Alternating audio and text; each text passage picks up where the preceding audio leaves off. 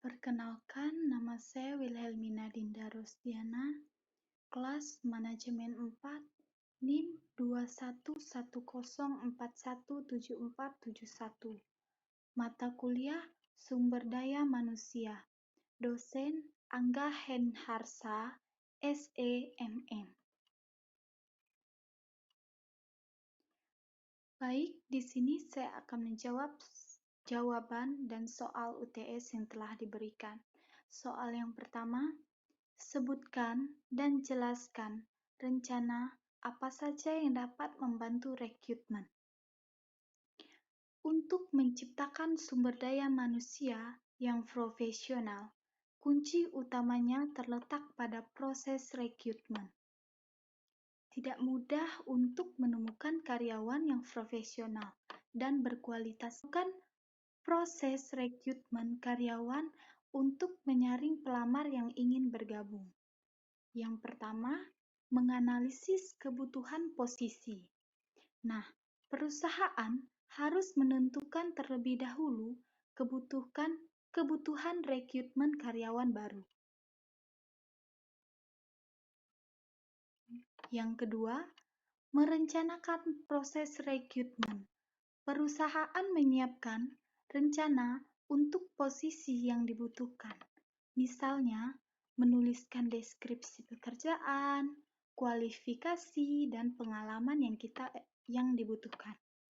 Yang ketiga, pasang lowongan.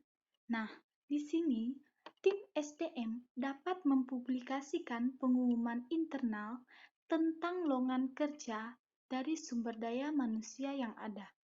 Kemudian, memilih media yang menerbitkan iklan lowongan pekerjaan, seperti media cetak atau online yang memiliki bangsa pasar pembaca sesuai dengan yang dibutuhkan. Nah, di sini juga tim SDM juga dapat mencari filter atau menempatkan iklan di link DLN untuk menemukan kandidat yang berkualitas tinggi.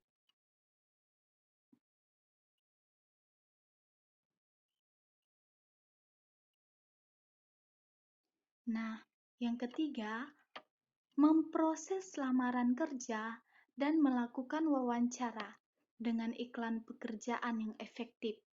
Nah, lamaran pekerjaan akan segera tiba.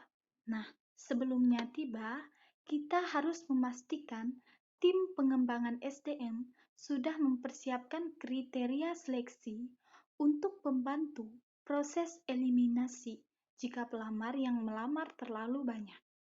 Yang keempat, memilih kandidat yang cocok dan berikan mereka kesempatan untuk bekerja.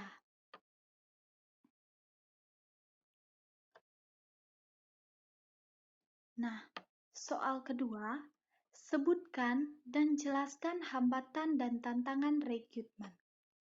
Hambatan dan tantangan rekrutmen. Yang pertama, proses rekrutmen terlalu rumit. Proses rekrutmen yang rumit di sini maksudnya adalah prosesnya terlalu kompleks. Sebenarnya, dibolehkan untuk menyaring karyawan dengan ketat dan proses yang kompleks, apalagi saat perusahaan ingin mencari yang terbaik yang sesuai dengan persyaratan. Tapi, jikalau prosesnya terlalu rumit dan kompleks, tim HRD akan membutuhkan waktu dan tenaga ekstra yang tidak sedikit. Yang kedua, kandidat terlalu banyak. Nah, jika peminat lowongan pekerjaan yang dibuat oleh suatu perusahaan sangat tinggi, jumlahnya ini bisa menjadi suatu kendala. Nah, yang ketiga, pendataan kandidat terlalu sulit. Pendataan kandidat ini bisa menjadi hambatan jika jumlah kandidatnya sangat banyak. Apalagi jika informasi yang diminta juga cukup banyak. Nah, ini kan akan menjadi hambatan rekrutmen yang cukup berat bagi tim HRD. Yang keempat, kurang melakukan follow up. Nah, kurangnya melakukan follow up ini, lambatnya tim HRD dalam memfollow up kandidat-kandidat yang berpotensial. Nah, lambatnya ini akan mengakibatkan kandidat tersebut akan mundur. Yang kelima, susah mendapat kandidat yang pas. Yang keenam, sumber daya manusia. Yang ketujuh, persyaratan kerja yang rumit. Yang kedelapan, insentif, upah, gaji, kompensasi, dan lain-lain.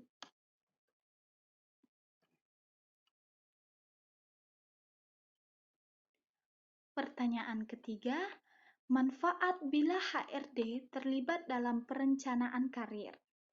Nah, bisa kita lihat di sini. Yang pertama, bisa mengembangkan jumlah karyawan internal yang dapat dipromosikan. Yang kedua, menurunkan tingkat turnover karyawan. Yang ketiga, mengungkap potensi karyawan. Yang keempat, mendorong pertumbuhan karyawan. Yang kelima, mengurangi penimbunan karyawan.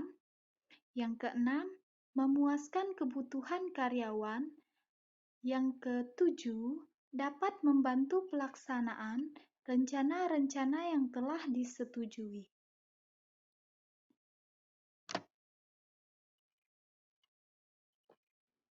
Nah, pertanyaan keempat, sebutkan dan jelaskan metode-metode training dan development. Metode-metode training dan development. Yang pertama, metode praktis atau one the job training. Metode praktis ini merupakan metode latihan yang paling banyak digunakan karyawan. Karyawan yang dilatih tentang pekerjaan baru dengan supervisi langsung atau seorang pelatih. Pelatih yang berpengalaman, biasanya itu karyawan lain. Ada rotasi jabatan, metode-metodenya, ada latihan instruksi pekerjaan, yang ketiga ada magang, yang keempat ada coaching, yang kelima ada penugasan.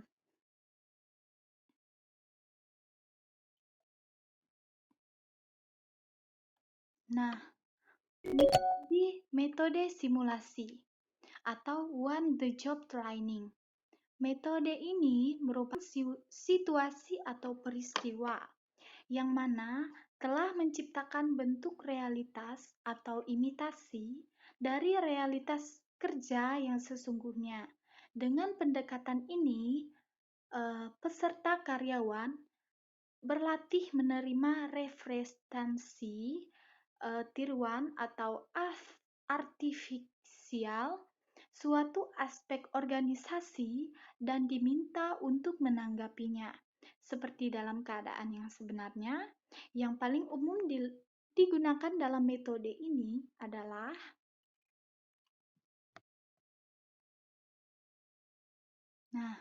kita lihat yang pertama itu metode studi kasus. Deskripsi tertulis dalam situasi pengambilan keputusan nyata disediakan.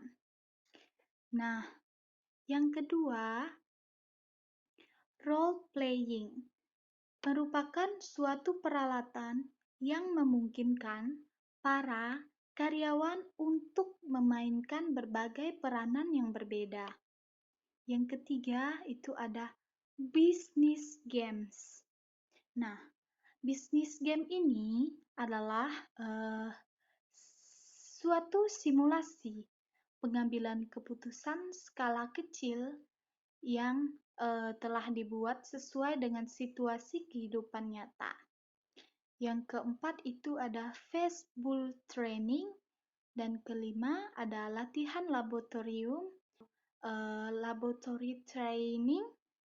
Yang keenam ada program-program pengembangan eksekutif.